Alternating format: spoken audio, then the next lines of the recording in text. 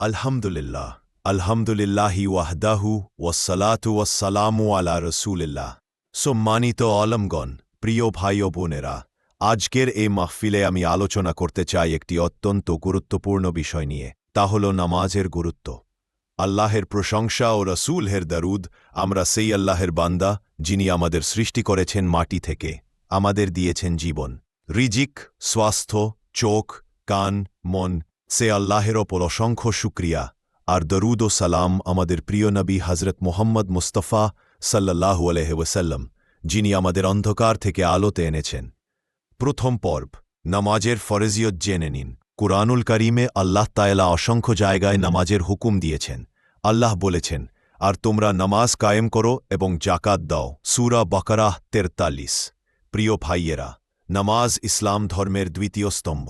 কালিমার পরেই নামাজ, তাই নামাজ ছাড়া একজন মুসলমানের ঈমান পূর্ণ হয় না। রাসূল সাল্লাল্লাহু আলাইহি ওয়াসাল্লাম বলেছেন, মানুষ আর কুফরের মধ্যে পার্থক্য হল নামাজ ত্যাগ করা।